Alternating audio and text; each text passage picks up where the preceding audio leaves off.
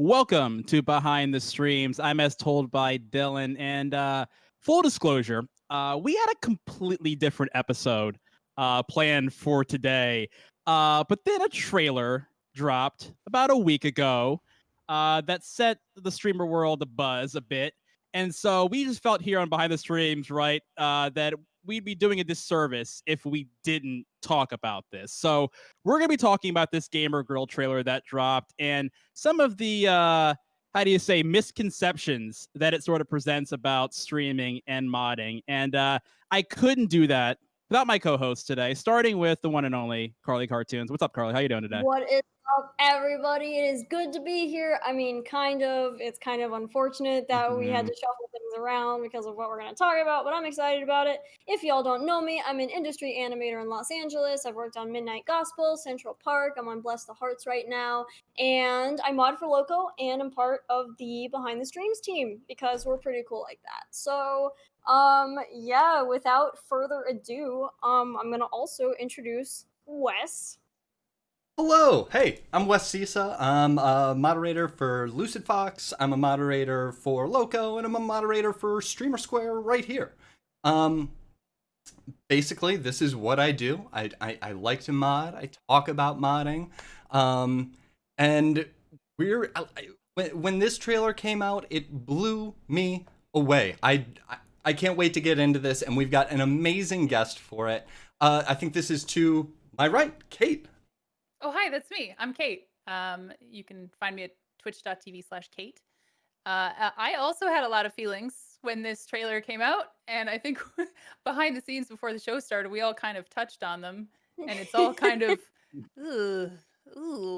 feelings, but I'm excited to talk more about this today. Yeah, absolutely. So Carly, why are we talking about this? Yeah, I was gonna say, so like for a lot of people who don't have context for the trailer, there was a trailer that was dropped sometime last week called Gamer Girl. It is one of those what's it called, where it's like the film, the studio, full motion video game. Yeah, FMV? full motion video game. Yeah, so you get to like influence the choices of like actors in the game, and it's about you being a moderator for a streamer. Except they like put you in a position of way too much power and control over this person, and it's frankly very uncomfortable to watch. In 2019, actually, StreamerSquare did a segment about parasocial relationships, what they are, the importance of maintaining boundaries between a streamer and the community. But recent events have made it increasingly clear that people can't read the room, and Not at all. important to continue to be loud and outspoken on this topic. Parasocial relationships are something that anybody with an online presence has to deal with. For those of y'all not familiar, it's basically people believing that there is a relationship between you as like a chat member and then the streamer, when in fact there might not actually be anything there. At the end of the day, you're the consumer of a product. So yeah, streaming is kind of the Wild West right now of the entertainment industry. There's a lot of general rules that have been established lightly, but we really think that it's important to talk about more etiquette and ways to avoid these situations. So yeah. Absolutely. And so obviously, as much, Wes, as I would like to not subject more people to this trailer, I do want to offer the proper context for people who haven't seen it or need to be reminded about what we're going to be talking about. So we're actually going to go ahead and show the Gamer Girl trailer for you right now, and then we're going to get into all of the many problematic things that are in this trailer. So Wes, if you want to go ahead. I do want to add a trigger warning real quick. Some of the information is a little bit sensitive, especially if you've experienced abuse or manipulation in the past. So just be aware of that. And if that's something that disturbs you, you might want to, at least mute for the duration of the trailer. I appreciate that. Good call, Carly. And here we go. Peggy 18.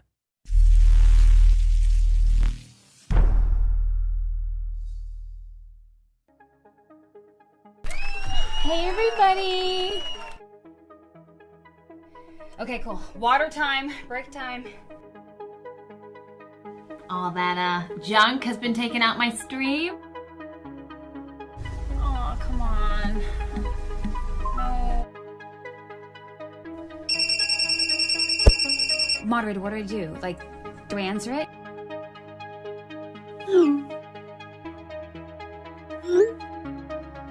We should go for a drink after. Yeah, maybe. Yeah? I know. What do you guys think? Look, you got that, guys? No. Abby, you're streaming again? What's it to you?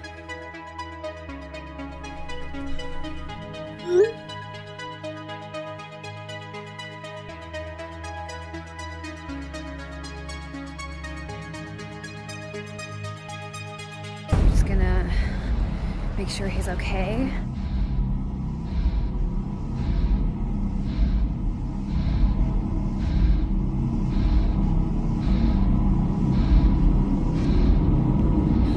Okay, let's get out of here. Oh my God!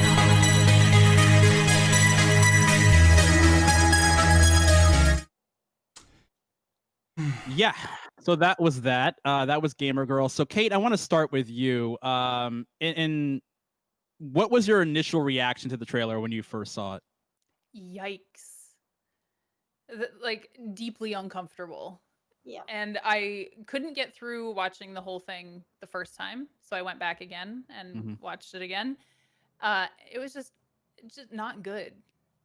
I was particularly curious as to who they're targeting with this game, and also who made this game. Because if they had any sort of input from streamers, which it turns out they did, but they weren't really told what the game was going to be about or the direction the game was going to be taking, I don't think it would have turned out like this. Yeah, no, absolutely. And yeah, we saw it's basically a predominantly male development team that made this game. Wes, your initial thoughts were what? After I got over my initial thoughts of how horrible this is for streamers, it just really, I went back and I watched again, and I was just like, the dynamics that this game is portraying a moderator relationship as are straight up dangerous. It's not just bad, it's not just like wrong, like it's actually dangerous. And because I've been doing BTS so long, I was like, I need to talk about this. This is too much. What did you think, Harley? So of the times that I watched the trailer, I also wasn't able to finish it. There was that scene where it like the shot of the boat with like the red tower, and that's immediately where I clicked off, and I hadn't ever actually seen the end until about 5 minutes before we went live. It's as someone who has dealt with particularly men who don't know their boundaries correctly, I mean, I work in Los Angeles. I'm sometimes in downtown. It's a game that just makes a game out of real fears that a lot of women have, and that's not okay. You just get this sinking feeling in your heart, like, holy hell, people are going to play this. People look at this and they think that it's okay, and it's not about trying to like censor gameplay or whatever, but like something like this has very serious implications. You can't write it off as it's just media, because it's going to have consequences. Yeah, absolutely. I thought it was a joke the first time I saw it. I thought somebody was making a parody. I also didn't realize it was a game. I thought it was a movie. And thought that somebody was making a parody movie, like one of those skits you would see on Twitter or something, and then was horrified to find out that not only it was a game that people were going to be playing and streaming, and that it was actually real. Yeah, I was pretty repulsed by it. The idea of gamifying the manipulation of a woman and putting her in vulnerable, compromising positions is just beyond gross. I told Wes this. It's basically like recreational agony, right? Yeah. Like subjecting a woman to trauma, and like you're in control of the situation. And to think that like a predominantly male development team made this game and is going to end up selling it to what is likely to be a predominantly male player base, my eloquent response to that is just ew. Yeah. Basically, Yeah. like ew. Let's talk about this too. I'm sorry. Go ahead, Carly. Oh, I just wanted to say that, like, as someone who is like a non-binary lady, right? Like, I have never actually been in that position of power over someone before. Mm. And so watching the trailer, you know, when suddenly you're the moderator, you have control over her life. If she gets a text, you know, you have to choose like how she responds or if she answers a call. Like, it's a power dynamic that I'd never before experienced, and it was just uncomfortable, just very, very uncomfortable. And to think that they could have been so short-sighted with that Yeah. And the is timing, of ridiculous. course. The timing. Like, I Yeah. mean, it would have been bad a year, 2, 3 years ago, but with everything that's been going on in the streaming platform, with women speaking out about the predatory behaviors of men, to drop this trailer in the middle of that is insane to me. Yeah. Yeah. So let's talk about, like, we talked about this earlier, West, but the misconception this trailer presents about the mod streamer dynamic. So, Kate, as a streamer, I want to start with you. What would you say is, like, generally speaking, the relationship between a streamer and their mods? I mean, that varies for each mod and each streamer and how they want to deal with their stuff. I know some streamers, I know their mods have their phone number and stuff in case of emergency on stream or in case their stream is on, whatever. I trust my mods, but that is still a level of boundaries that I'm not comfortable crossing with them. Because even though I've met most of them and I talk to them on a near daily basis, they're still technically strangers on the internet. And I consider privacy to be very, very important to me. So, like I said, my relationship with my mods is a very certain way. I trust them with some information. I trust their boundaries. And I have had moderators in the past cross those boundaries. And I've had to either talk to them or completely remove them from the situation and unmod them, which has been uncomfortable. But it's because this is my full-time job. This has been my full-time job for 4 years. I can't have anybody causing that mental stress and harming the community, harming my mental health, and making it difficult for everybody involved just to avoid an uncomfy conversation with this person. So yeah, the relationships are very, very different. So I can't speak to all of them, but I can only speak to my own. But there has to be a lot of trust involved because, like, on my days off, if there's something going on in my Discord, which happened recently, and we had to remove a member of the community for a variety of reasons, I trusted them to deal with it without my input completely. And they did. And it means that I have the right team of people because they conferred, they discussed, they dealt with it. It was done. They never even bothered me on my day off, and it was totally fine. So you really need to believe in the people that you have with the swords. Yeah.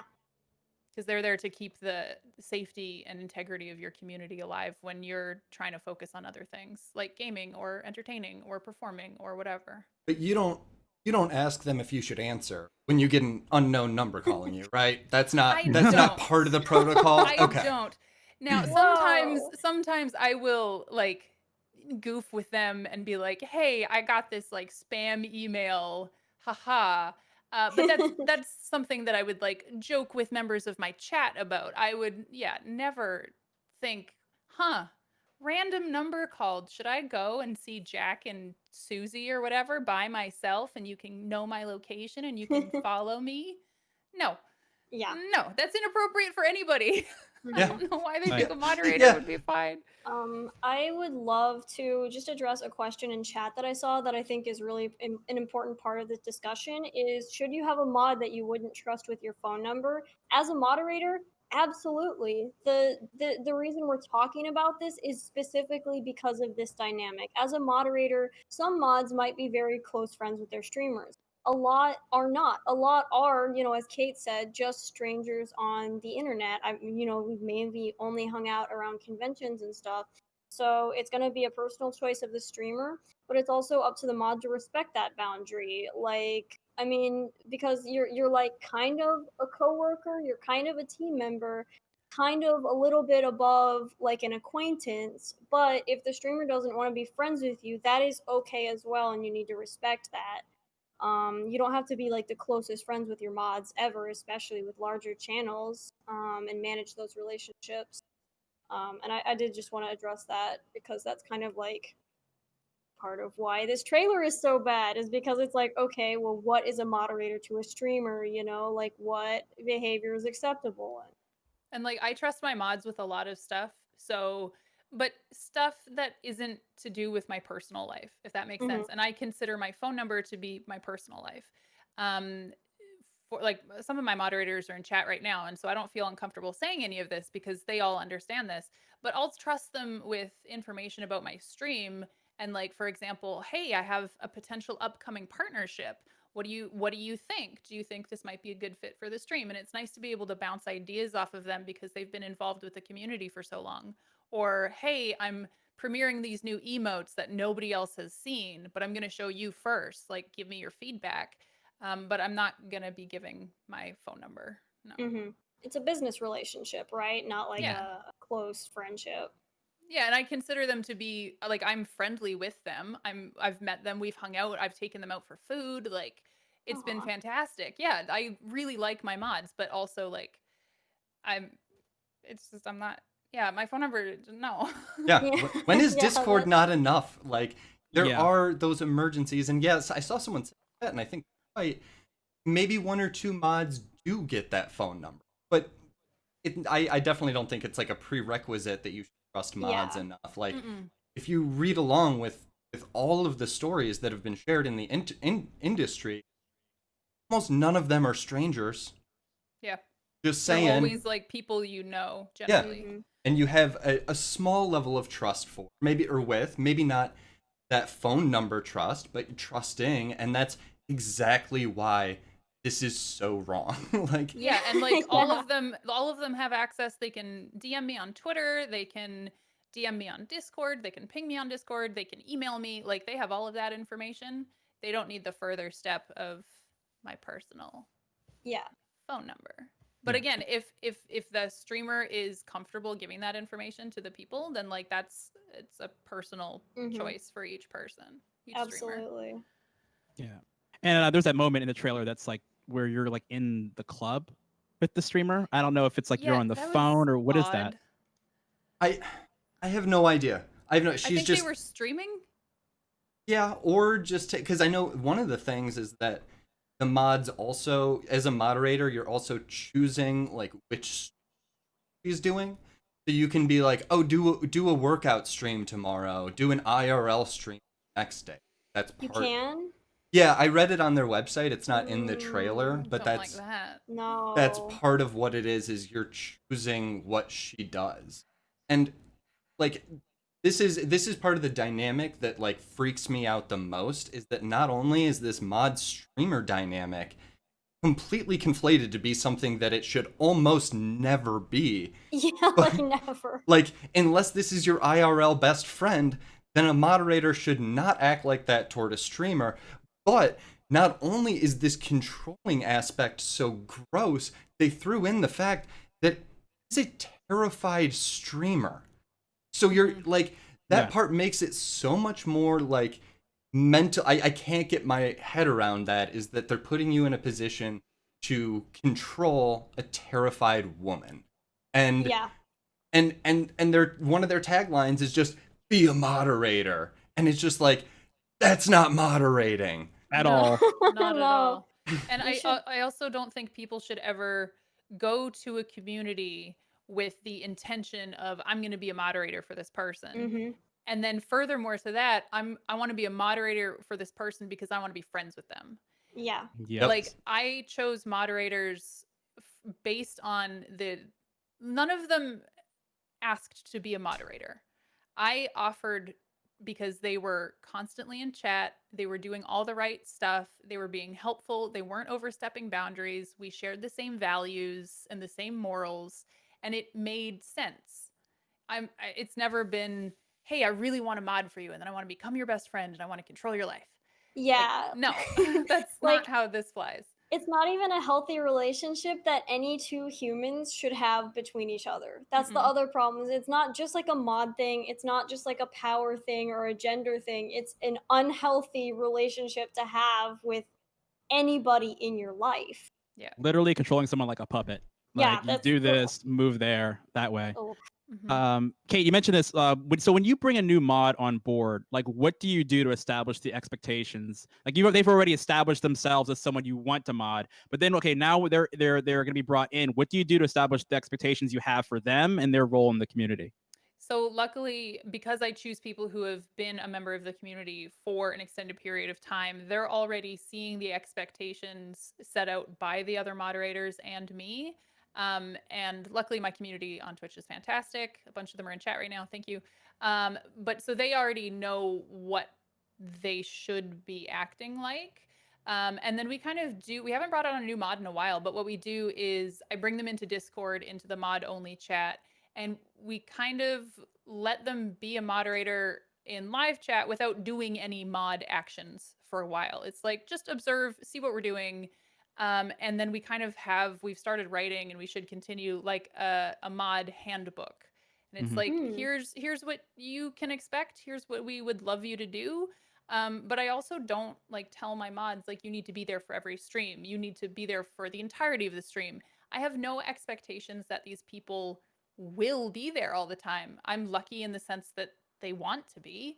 And some of them are like, I've got work, I've got this, I've family, I'm not going to be there. And that's fine. But the expectations are really set out by myself and the other mods. And if they're able to line up with all of it, then we have a successful mod streamer relationship. That's really cute. It's very wholesome, because I'll see that in the mod chat too during their like training streams. They'll be like, am I allowed to time this person out? They said something and I don't think it's, and we're like, yeah, go for it. Delete that message. Adorable. And then they get more comfortable with it, and they kind of know what they're supposed to be doing. But my mod team, I think there's like 8 of them right now. They're fantastic. I don't have to concern myself with what they're doing, because they just do it correctly. That's awesome. Now, Wes, you in the past, sorry, Carly, go ahead. No, it's fine, Dylan. So Wes, we're both ganging up on you and putting you on the spot right now. We are. This is the West roast portion of the segment. No, but just in general, Wes, you've been tasked with handling mod interviews and screening for several streamers now.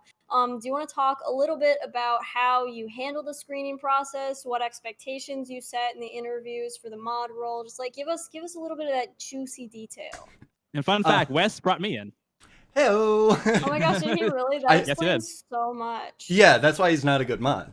Wow, he just came out and said it. No. Leave, man. Oh my god. Dylan's the best of mods. No, okay, so we do a mod screening. First, there's a application. If we're in the stage, and depending on the streamer, if we're in the stage, a mod application can get a lot of things out of the way. I know we already said that if you want to be a mod or ask to be a mod, that's probably a red flag, which it usually is. But there are also some times when you're just like, I need a mod. I'm gonna ask. So that's great. The screening process is really, it's like an hour long of mostly just shooting the shit, getting to know somebody in a little bit closer way, and it allows us to kind of just get a feel for who they are and if they're going to fit into the channel. And during that, I do kind of explain some of the expectations. One of the questions that I actually ask people is, how hard do you think it is to be a streamer? Oh, that's a good question. That's a good one. Because then if they're like, oh, it's like the easiest job in the world, I'm like, You just get out. play video games. That's all you do is play video games. I'm like, we need people who understand how hard this is to run a full-time stream and are there to help out. If they think that they're just getting a sword to time people out and that's the end of responsibilities, that kills it right there. So like I said, it's mostly there for just like getting a sense of who somebody is and whether this is someone that we can vibe with, because our mod teams do generally get pretty tight, and someone that you can vibe with is important. If someone's just like argumentative and you just feel bad right off the bat, make up a reason that, you know, they can't be on the mod team. But yeah, I love there's a few questions. I won't reveal all my secrets. There's a few questions on there that are really good, and depending on how you ask it and what they say, you can get a good feel for how someone's going to be able to come onto the team and help out. Mhm. Yeah, and it's super important. Like Carly, we always talk like about this. Like we talk way too much. Like as a mod group, Oh my right? gosh, yeah. Like the local mod team is basically like family, and I know that it's not, you know, every mod team is different. Every streamer team, every relationship with moderators and streamers is different, but in general, for at least like I can speak to the local mod team, like we're like family, and so compatibility is super important because and conflict resolution is important because not everybody's gonna agree on something, you know, and it's gonna be different for every stream. And I think Wes does a pretty good job onboarding our mods. He does. He's okay. He's all right. Wow. He's just hitting right back. It's fair. I mean, yeah. I mean, there was shots taken, so I got to fire back. Kate, I want to talk about this. You kind of mentioned this a little bit earlier, but like, you know, when a mod does overstep those boundaries, right? And not just, you know, whether they're being overprotective of you, or is there a line that a mod can cross, and at what point do you have to kind of like step in and say, like, have to have a conversation with them, or the other mods have to have a conversation with them and be like, hey, you need to like dial it back a bit. So it's only really happened once. I've had a few mods come and go over the years, you know, their priorities change and stuff, and that's totally fine because again, I don't expect everybody to be there all the time. But I had to step in once, and it was a tricky conversation, but kind of the mods and I discussed it away from that person, and it was an uncomfortable conversation. There's no getting around that. They were upset. I was upset, but it moved on. They moved on. I moved on. Everyone in the situation is thriving, so we're all good. But it's important because, like I said earlier, like this is my job. Yeah. I need to make sure that my job and my community are safe. And it got to a point, and I've seen this happen with other streamers too, where the moderator starts taking ownership of the stream, and not so much of the streamer, but of the stream. And like I would say that this is my not this, but this is my stream. Yeah. I'm in charge, but it also belongs to the community, and it belongs to the moderators, but not any one person. And as soon as they started trying to make decisions that were above where they should have been trying to, that's when I started getting uncomfortable. And it was never to the point of the Gamer Girl trailer, but it was an uncomfortable. It was uncomfortable enough that we had to remove them from the situation. Yeah. Yeah. I have if you don't have any follow-up, Kate, I have a question to the two dudes that we have on the channel right now, as guests Dylan and Wes. Why I'd like y'all just to tell chat, in your opinion, when does protecting your streamer from like cross from being just your job and your professional relationship, when does it cross from there into being unhealthy and overly controlling? At what point would you say that occurs? I've crossed that line. I've made that mistake of being overprotective. I've gotten into a fight defending my streamer for something, and literally argued with my best friend, she's in chat right here, Rini, about something that, and this is the point that she ended up making to me, and I really needed to hear this, is that I was defending something that I was not asked to defend. And I think I think that is the thing. Like, you can agree with and enforce your streamer's decisions in chat, and you can do that. But like if it goes to a different platform, or you're like arguing with someone on Twitter or something like that, and they haven't asked you to defend them, that's a little overprotective. There are definitely sometimes when you know you can defend your streamer on Twitter without being overprotective, but there's also ways that cross the line from like white knighting to like, oh well, I moderate for her, and you're like, in a way, again, it's like it's conflating the role of moderator to be something that it absolutely isn't. You're not a moderator to fight their fight. Yeah. And That's a good way of putting it. Also, Yeah. good self-awareness from you, realizing that it has happened to you. Rini sets me straight every time. She tells me how it is, and She's great. We love to see growth. Yeah, Growth, absolutely. personal growth is important. And like I've Mhm. also had moderators who are current moderators and still great people, but like have been a little not overprotective, but almost instilling their views and experiences from their past into how they moderate. And I've had to be like, okay, reel it in a tiny bit. Like we have to give people a little bit of room to like mess up and grow and learn and try again. I try to give people, if someone comes into my stream and they're like, hey sexy, how you doing? I'll stop and be like, stop, try again. Like, Yeah. say hello, be a part of the community. So I will have to just like, and one of my mods is being like, yep, that was me. I see you. But just having to like check yourself, try Mhm. again, grow. Let's keep working on ourselves. Dylan, didn't about- mean to stop you from talking. Sorry, but No. I was. It's fine. I No, was that's reading this great. post here from Aristo Bear in chat. It says, "Y'all are talking about modding like it's a job, but I've never heard of mods getting paid," which is an interesting point to make because yeah, modding for a streamer is a voluntary position.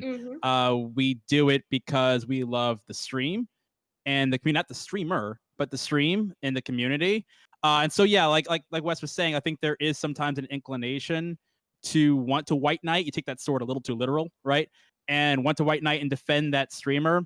And I think you have to have a self awareness to say to yourself, hey, I don't need to DM the streamer about every little thing or every little concern that I have. This is why it's so important to communicate with your fellow mods as a team before you Mhm. bring things to the streamer, right? Like we have issues all the time where it's like, okay, this is something that I always think it to myself like it's like, okay, this is a mod level issue, this is a streamer level issue where that streamer has entrusted us, right, to make these decisions, whether it's banning or handling a particular trouble person.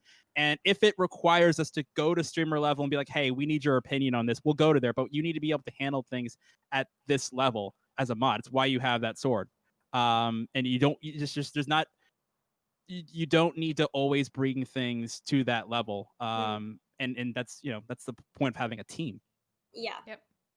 I think it's a good question too, because that it does like encompass what we're talking about with parasocial relationships and thinking that there's something there that might not be. Because I think a lot of mods, I mean, I know I'm like really guilty of this, is like Mm. you get so excited about the content, about the streaming, and you want to really just like do your best to do whatever you can. But there's a point where you need to remember that it is a volunteer position. You're not getting paid to do that, and you do have the right to step back and actually set boundaries for yourself. And Kate, I'm sure you can attest, like you're very chill with your mods. Like they Mm-hmm. have lives outside of that. You acknowledge that, and that's like totally fine. But that's why we're talking about this, is because it's difficult to kind of manage that relationship. And Gamer Girl was kind of just the catalyst for like, all right, we gotta talk about this because this is something that's not talked about enough. And honestly, for me, like I do send out gifts to my moderators at the holiday time. Like I try to get personalized gifts for them and handwritten cards, and like I do try to show my appreciation. And my mods also know that like one of my goals is to get to a point where I can pay all of my moderators a salary. I would be thrilled to do that. If I was one of the top level streamers on Twitch right now, if they wanted it, you best believe that all of my mods would have income coming from me to them on a bi-weekly basis. I'm not there. I would love to be there. And so that has always been a goal for me, is like, I would love to support these people who have been supporting me for this long. So even though it's not a paid position and they know that, it's in the back of my head that like I appreciate them so much for what they do, and I think they do know this.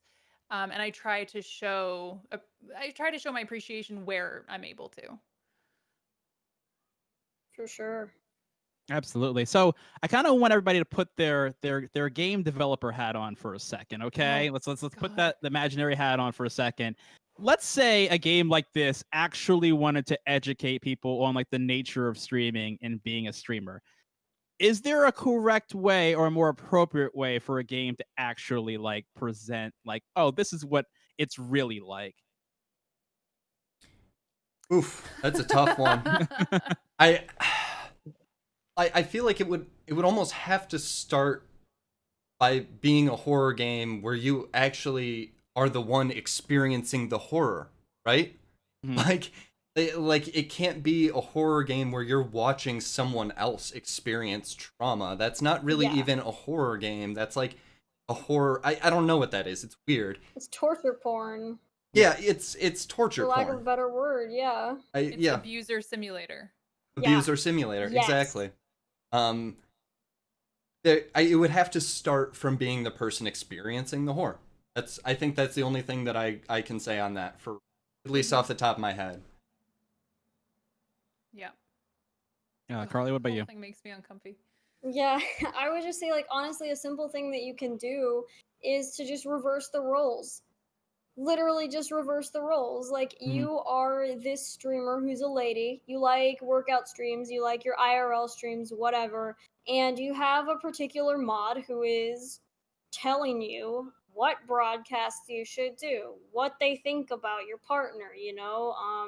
Even even if you just take 5 seconds and think about what that's like from the perspective of the streamer, you will know that it's incredibly uncomfortable. It's an issue that needs to be discussed. I feel like if you were trying to like raise awareness for those issues, the moderator wouldn't be the good guy in this situation. And at least from the trailer, it seems as though her boyfriend is supposed to be the villain that you have to rescue her from, and that is Yeah. not appropriate. No. My personal romantic relationships outside of stream have no bearing on my stream or my moderators or anything like that. They have no say in that, and no moderators should have a say in that. Yeah, And just the idea of, like I said, like earlier, like the idea of creating a game, it makes you wonder, like, what is the motivation behind gamifying this scenario, right? Like to think that hours of time were put into a video game where the object of the game is to control and manipulate a female streamer is mind-boggling to me. And again, it shows a complete lack of awareness of the times. It really does. Like they clearly, I mean, all dude dev team, right? Like, and apparently the main actress did help write the show. She improvised the entire thing. Oh, did she really? She was the main writer and the main actress, and she improvised all of it. Interesting. Also, I feel like a writing credit is something that you can give anybody who improvises any portion of it. Like, from what I understood, it was like partially scripted, because like the things that show up on chat that she reacts to, those were always gonna happen, but I guess like the rest is, there's no, and that's not really a script, that's just they knew what she was gonna be reacting to. But yeah, I feel like they probably just gave her a writer credit because she did improvisation, which is something that people do when they make games and movies. If there's enough improvisation, they're like, well, yeah, this dude kind of wrote it, like he improvised half his lines. I don't know for sure, but the 3 people who from FMV Future, the only 3 people listed on their team page were all men. So one person with a writing credit that may have been improvisation, and then okay, so first off, the publisher, right, Wales Interactive, they distanced themselves hard from this, right, Dylan? Yeah, we saw that tweet. Yeah. Yeah, they Basically said that we didn't make this. yeah, they're like, we didn't make this, we didn't make this, which like isn't an excuse. You agreed to publish it and promote it. Like you need to look into what you're doing. But also, yeah, it is the company that is just the 3 dudes that that made this. And I don't know if it's entirely true that that BAFTA award picture is that Wales Interactive. I'm Let me not get. sure. I'll pull that up. I 'Cause- haven't been able to verify it because I was trying to look for the staff for the actual company that made it, and I found their LinkedIn profiles, and yeah, it is a mostly male staff team, mostly white dudes. Like, Which speaks to obviously a much greater issue of diversity and lack of voices in Oh, yeah. development rooms, but that's a whole other episode for another show. show. I had an interesting thought about if I was the developer on this game, and what if I just didn't make the game? Ooh, right? Didn't exist. It just there's a didn't thought. That's always an option. Instead of doing it, I just didn't. Something to consider. Something to Mhm. consider. What if this didn't exist and we didn't have to talk about it and have this Yeah. conversation at all? I did just want to I- throw this out there. Oh, I'm sorry. No, go ahead. Y'all, just like real quick. I did No, go want to ahead, throw go this out there that someone in chat mentioned, why would you make a game about it? Like, I would rather just read an article. Exclamation point Parasocial in the chat. We have written an amazing article back in 2019. Good old Salty in the chat has written it about parasocial relationships, what they are, how to set appropriate boundaries, how to have appropriate relationships with streamers. It's a pretty sick article. I really think that there need to be more articles like that. And if you would rather not play Gamer Girl, maybe you could actually just read the article instead and forward that to people who think that it's even remotely a good idea to pay money for that game. Good idea. Yeah, and people need to, like, if they have a problem with this game and they are, I mean, I've seen a lot of outrage in chat. Like, you guys need, I'm not saying go harass the developers, Yeah. but Please do tag not. them, let them know. Yeah, don't do that. Definitely don't Let them know. harass anyone. Let them know that you are offended by this. Like out, this is a form of protest. Like, let them know that, hey, we're not happy with this. This shouldn't be a thing. We do have a question in chat from Owlicious I wanted to get to. So what happens when it's a mod and a community member with that relationship where you feel like a community member is controlling a mod? Carly, thoughts on that? Like a community member like absolutely, I have directing a mod to thoughts. do things. Go ahead. I have a lot of thoughts on that because as a moderator, there frequently is a certain group of people who like to do what I call lovingly backseat modding, where they think that they can tell you how to mod, what to do. They think that they can give you information about the streamer that you probably already know because they told you beforehand. They will try to tell you to get the streamer to do things.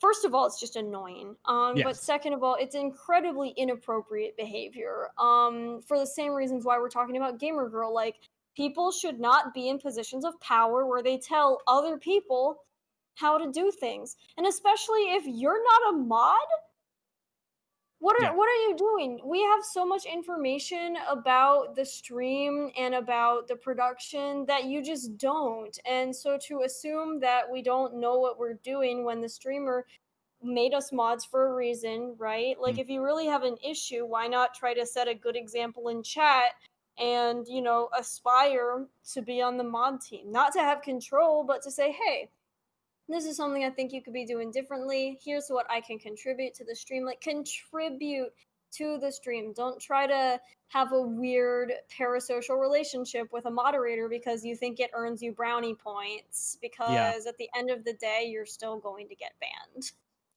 Yeah. Yeah, pretty much. Wes, what about you? I mean, I've definitely seen the same thing. I think the viewers that would do that to a mod are the same type of people who decided that making this game was a good idea. They are the same people that think that mods have this different relationship. Like, I know that we were given a sword, but like part of the thing about parasocial relationships is you get so much info from the streamer that you Yeah. start to feel like you have a connection. Like, yeah, I watch Loco like every day, so I know all kinds of things about her life. You know what she doesn't know about? Mine. That's why it's parasocial, because Yeah. you start to feel the connection. Well, no matter whether I'm a mod or not, I'm still just a name on a stream. Like Kate said earlier, at the bottom, at the end of the day, still just an internet stranger. So it's, I think that's my biggest take on it, is that no matter what, like, it's still like the people that would do that. Going back to the original question, the people that would do that, I think, have the same messed up image of what a mod does for and with a. They think that we have some kind of back alley connection, like, oh yeah, no, that's fine. I've got her private Snapchat. Let me just send her a like no, that's not how it works. You don't get a mod and get tier 3 sub and the private Snapchat link, and like it's just Unless hold on, no, Dot, because dot, dot. you reminded me of someone. I saw a streamer once, $20 donation. Sorry, it's a tip. Don't call it donations, everybody. It's a $20 tip. Hers was a donation. Anyways, $20 tip got you private Snapchat and moderator. Oh, pay to mod? Oh no. And I physically recoiled when I saw it, and you just reminded me of this person. That's so scary. That was a repressed memory. But yeah, everyone in her chat was moderated except me, because I was just scrolling past. Good Lord, has that ever, like, have you ever had a situation where people have like tried, like, DM'd you or asked you to be a mod, or even something like new? Oh, Or yeah. yeah. Yeah, I mean, a lot of times it's like members of the community who are like, hey, I think I would be a really good moderator for you. And I'm like, well, I'm not actually looking for one, but like, I appreciate you reaching out. What chat doesn't know is we actually like the mods and I always have eyes on whoever is going to be the upcoming additions to the mod team. So we have like 2 people in mind that we're watching for the next couple months. And if we think that they're going to continue being, good, then like maybe we'll reach out to them. We don't need anyone right now, so that's why we haven't reached out currently, but it's always in the back of our minds thinking about it. I'm not taking $20 tips for Snapchat moderator though. Yeah. Oh my I can only think of how that would be a complete disaster. I hope they're okay at least. Jeez. I don't know. Well, I tuned in once again after that, and she was really, really drunk on her stream and ordering a pizza because her moderator actually told her to, and then she doxed herself while she was streaming because her moderator sent her money to order pizza, so she would order it on her phone on the stream so he could find out where she lived. Oh. like Yikes. literal horror stories. That level of shit is literally the Gamer Girl trailer. That is what people are afraid of. That's why this is not okay. Yeah. Yep. My by the way, that was gosh. like it got reported and the people got Okay. there was a situation involved with it, and it's not an issue anymore. But I'm so that happy happened it's- that happened like 2 years ago, and that just all of this is bringing back all these strange memories. Mhm. Good stuff. Yeah, and I was gonna say, and so Sorry to derail all of this. no, I it's mean, good like I to said, bring that up. this Yeah. StreamerSquare is about education. Like, we were trying to educate people on how these things work. Kate, as a streamer, like, how do you? We kind of touched on this, but how do you handle a viewer who is very generous in your stream, but you get the sense that, like, they're not just there to be generous, just to support you or support the stream. That you ever get the sense that they're trying to, like, buy their way into, like, the inner circle or the mod team? Has that ever happened, or have you ever gotten that sense from someone? I like occasionally they're not around anymore because they didn't get what they were after, I guess. But what I early on in my streaming career, I was like, oh gosh, I think I owe these people like a conversation, or I owe them messages or whatever. And then as I have done this longer, I realized I don't owe anybody anything. If they're giving me money, They're there to support my content. And Absolutely. I will message them, and if it's off stream or if it's a thing to my PO box or something, of course I will thank them for it because that's kind. And they've done something kind for me. But if they are doing, things in order to get my attention or get moderators' attention or stuff, I don't owe them a long-winded message. I don't owe them a follow on social media. I don't owe them pictures. I don't owe them anything. They're there to support my content. I appreciate that you're supporting my content. Thank you. I hope you continue to support my content. Yeah. But there's nothing beyond that. And I think a lot of people feel a guilt involved with that. But for me, it's all about boundaries. Because you know what's sexy as hell? Boundaries. That's true. We love boundaries. Absolutely. In this house, we stand boundaries. We absolutely do. Mhm. That's great to bring up because as a like we're on the mod side, right? Like from the mod side, we're just like, okay, you kind of just have to follow the example of your streamer. So the fact that you put boundaries in place, you're like, hey, like, thank you for your generosity, but streamers aren't monkeys, right? You don't throw little peanuts at them and make them do whatever you want. Y'all are autonomous human beings with lives outside of your careers, like literally surprising. everybody else. It's surprising. I know. Right? It's like seeing a dog walk on his hind legs or a teacher out Oh of school. my gosh, right? Yeah. So for all of y'all, are you aware of anything that Twitch has, or is there anything that Twitch could put in place to help protect people from situations like this? And I know this kind of bleeds into the whole Me Too thing where they kind of did the very bare minimum, and if you can even call it that, and then swept it under the rug and pretended like nothing happened. But like, what do you think could be done to improve the safety of streamers when situations like that happen with parasocial relationships, overly controlling things, I will say the biggest thing I heard reading Twitter that Twitch was just overloaded with all of these reports. Whether they were frivolous reports or actual reports from streamers against other streamers, and they were overloaded, which is why this was the excuse in some ways that it just took them so long to get through all these reports that's why there was no action taken and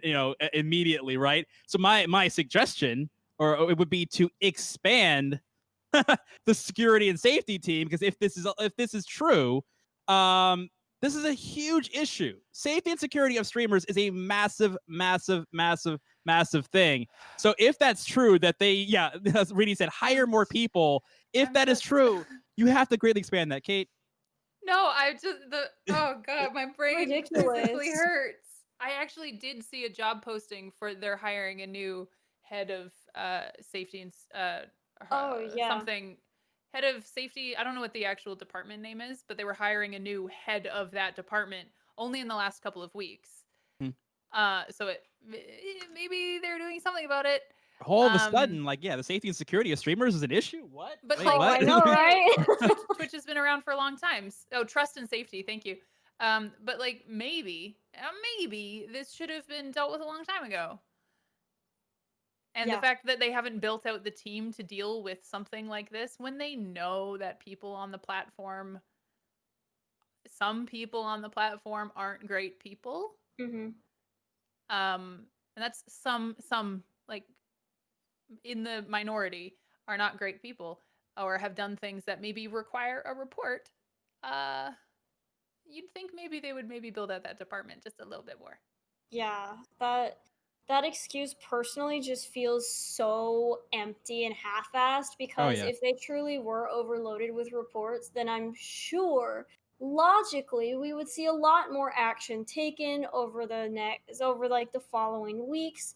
But there's really been nothing going on. The report system is still the same. These large streamers who are abusers still have their entire careers, while the brave women and some of the men, all these victims, stood up and compromised their health, their safety, their physical safety. It's just disappointing. It's just very disappointing. Yeah. Yeah, if that wasn't bullshit, like the first week there was like a bunch of them in a row. Mhm. And then now they have a few more weeks to catch up, and there's been none. Like, oh yeah, it just so happened that the first 5 we grabbed were credible, and we went through the other 5,000, and yep, nobody there, nothing to worry. Mhm. And Like- some of the first 5 had deplatformed themselves anyways. So it's Yeah. like Yeah. you're just taking away their channel, but they've already deleted it. Like you've done nothing. Yeah, no work on their part, which is so ridiculous. I'm also curious to see, and I know this kind of isn't really what the show is about, but how the allegations against Twitch staff is going. Because there have been allegations agree. against pretty prominent members of Twitch staff and nothing has happened. We haven't heard Mhm. anything. No, and maybe Nothing. something has happened, but no one none of us have heard about it. Yeah. Yeah. It's very concerning, especially because this is your career, this is your livelihood, and now knowing that there are these outed sexual predators, openly abusing their power, even in the partner program. It's just disappointing to see that so many times people have stood up and spoken and been screaming, and Twitch has been silent.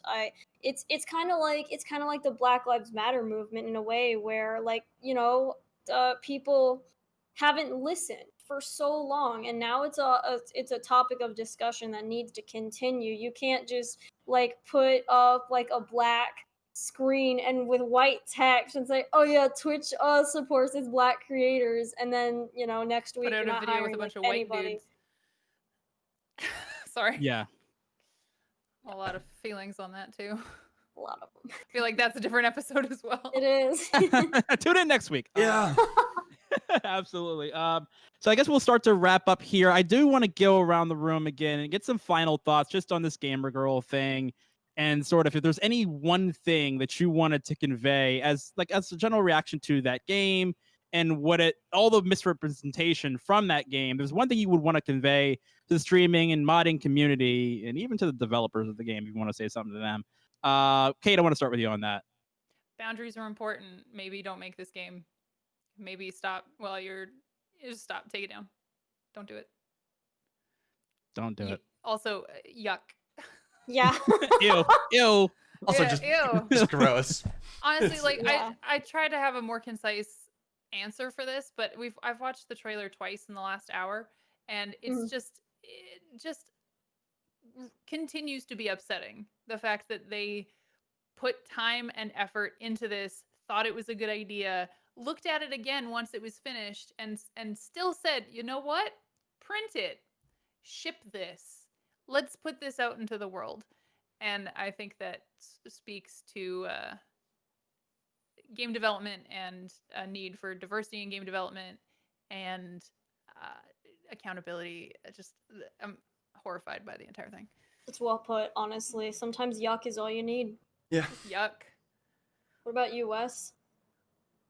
Oh, I mean, it's yuck, but I'm gonna go back to the mod standpoint on it, is that it's just dangerous, actually dangerous, to give the impression that this is what it means to be a mod, that you get to Mhm. have any type of control over a woman's life. It's even worse that it's a woman who's terrified for her life throughout the game, but we're not going to get into the manipulation in that too. But yeah, it's gross that they would set this up, and it hurt me as someone who spent however long trying to teach mods things, and one of the things that we've talked about before is boundaries. And then I see this and I'm just like, what? Why do I try?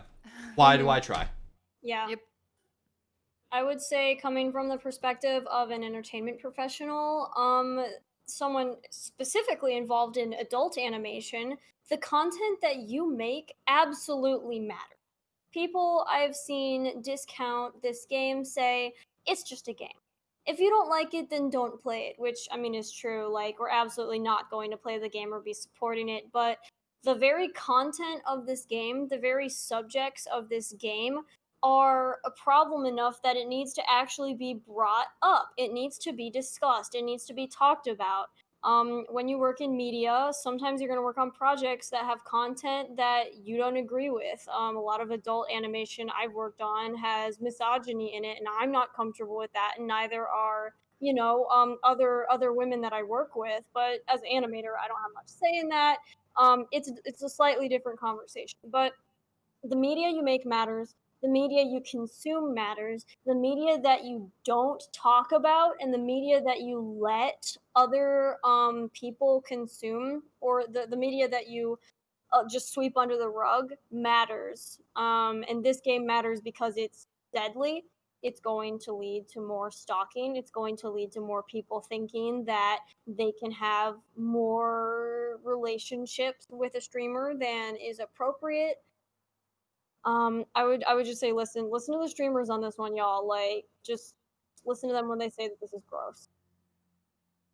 And my take: diversify the game Yeah. development industry. More voices in the room. Diversity matters, and for this reason, because if you have more voices in a room who can say, "Hey, maybe this not that are not just a bunch of straight white dudes in a room," you might not get this as a product. You know what I mean? You'll get better products because you'll have more perspectives that simply we don't have enough of in the game development industry. Yeah. Mhm. But I believe, do we have any other questions in chat? I don't believe we do. So, with that being said, it's been an awesome episode. Yeah, Really thank you healthy so much, conversation. Kate. Yeah, Kate, where Yeah. can people find you? What you got going on right now? Oh, a couple of things. You can find me 5 days a week at twitch.tv/Kate. It's like the easiest URL to remember. And on Twitter at Kate Stark on Twitter, which is in chat right now. I also work on an Animal Crossing talk show, which happens within the Animal Crossing universe. That's going to be, the next episode is this Thursday at 7 p.m. On twitch.tv/Gary Witta, who is the host. And our guests this week are Brie Larson and Dr. Lupo. It's so cool. Yeah, it's very, very cool. What? Okay, so there are good things happening. Yeah, Yes. there are very good things Apparently. happening. I get to hang out with Brie Larson tomorrow, and that's, you know what? Because we have like a sound check and stuff, but I'm pretty hyped on that. So that's at twitch.tv/Gary Witta. Spam that link in chat, Kate. Let's And do then, it. but then also come follow me. Yeah, twitch.tv/Kate. Here, I'll put the Gary's. Oh, there you go. Thank you very much, Farrell. Excellent. Awesome. West C, so where can the people find you? What are you up to? Find me just grazing the fields, moderating various streams across Twitch. Yeah, no, as I said before, I'm modding for Lucid Fox in the morning, moving my way over to Loco, and then when there are shows here, you can find me moderating right here, or I'm one of the co-hosts on this show, so sometimes you'll see me pop up right here. Boom. Occasionally. Carly Cartoons, where can the people, if they really want to find you, if they want to, where can they find you? I just can't get over the fact that Wes is over here basically saying, it ain't much, but it's honest work. I mean, that's kind of it. I'm like, not much to promote here, but it's honest work. Wes, you're great. I'm Carly Cartoons. I mean, it's just twitch.tv/Carly Cartoons. I stream art on Mondays and Wednesdays. When I have commissions, I'll usually teach basic things about Photoshop, anatomy, whatever you get me on an art rant about, I will teach that. I teach animation. And I just kind of like work for clients and shoot the shit with my chat. But I'm also an animator in the industry. If you want to support my work, you should go to Netflix and watch The Midnight Gospel because it's great and our team puts so much love into it. You can also follow me on Twitter. And I mean, I mod for Loco too. So if you want to say hi, like totally come and support Loco's channel and Yes. be nice and stuff. Hell yeah. Absolutely. And yes, I am a moderator for Loco and video editor, and I also stream Monday to Friday to 8 a.m. to 10:30 a.m. Eastern. I'm your morning chill fun stream. A little bit of Dylan's Star great. Wars, a little bit of Animal Crossing. So come hang out. It's a cool place to start your day. I want to thank everyone for being here today. It's been an awesome show. Hopefully you learned something. Hopefully Yeah, you learned I something. That hope is the so. whole goal here at StreamerSquare and here on Behind the Streams, that you learn a little bit of something. I want to thank you all so much for watching. Thank you all for being here, and we will see you next time. Let's wave goodbye to everybody. Bye, Bye, people. everyone. Bye. Take care.